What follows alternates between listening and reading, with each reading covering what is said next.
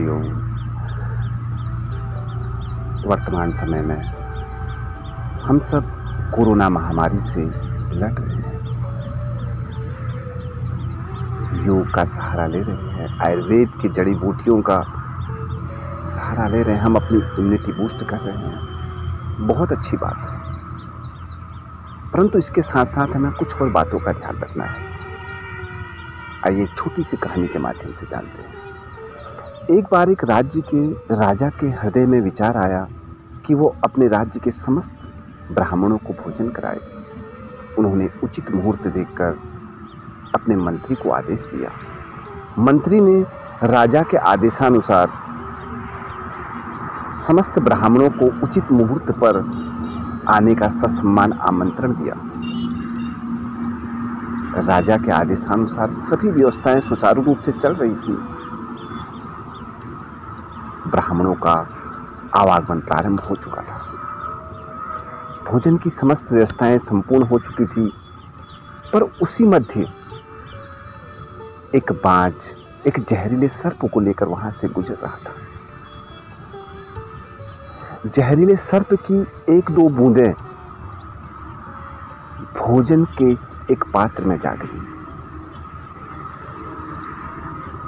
इस घटना को रसोइये ने देख लिया। उसने सोचा, यदि मैं राजा को ये बात बताऊंगा तो मेरी ही गलती निकाल दी जाएगी, मेरी ही लापरवाही निकाल दी जाएगी और सारा भोजन उसके बाद मुझे फेंकना पड़ेगा।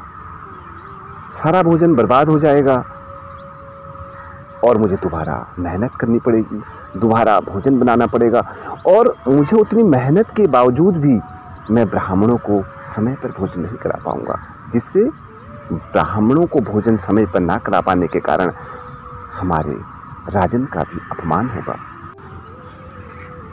रसोइये ने सोचा, भोजन करने वाले हजारों ब्राह्मण हैं। यदि हजारों ब्राह्मण भोजन करेंगे तो इन एक दो बूंदों का क्या असर पड़ेगा, और वैसे भी भोजन के एक पात्र में ही तो एक दो बूंद गिरी हैं। उसने ऐसा विचार कर ये बात किसी को नहीं बताई। भोजन की व्यवस्था प्रारंभ की गई। ब्राह्मण पंक्ति अनुसार बैठ रहे थे। ब्राह्मणों को भोजन कराया गया।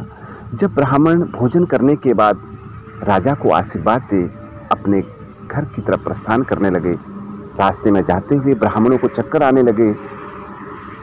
वो भूमि पर जाकर गिरे। उनके मुख से झाग आने लगा और थोड़ी देर में उनके प्राण निकल गए।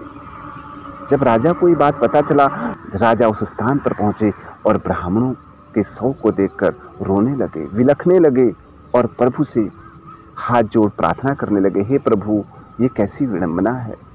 हे प्रभु, ये आपने मुझे कैसे धर्म संकट में डाल दिया। मुझे इतना बड़ा पाप लग गया। उसके बाद उन्होंने तुरंत आदेश दिया कि ये किस कारण से हुआ, पता किया जाए। जब पता किया गया तो भोजन में जहर होने का ज्ञान उन्हें हुआ। उन्होंने अपने कर्मचारियों को इस कार्य पर लगा दिया कि भोजन में जहर कहां से आया, परंतु राजतंत्र इस बात को जानने में असमर्थ रहा कि भोजन में जहर कहां से आया। राजा स्वयं को दोष दे रहे थे, स्वयं पर ग्लानि कर रहे थे, परंतु हम उस बाज और सर्प को कैसे दोष दें। जाने अनजाने में उनके द्वारा उस भोजन के पात्र में जहर चला गया। उनका कोई इरादा नहीं था किसी व्यक्ति को नुकसान पहुंचाना, उनका कोई इरादा नहीं था भोजन के पात्र में जहर डालना, परंतु हम उस रसोइये को दोषी मानेंगे, हम उस रसोइये को ही दोष देंगे।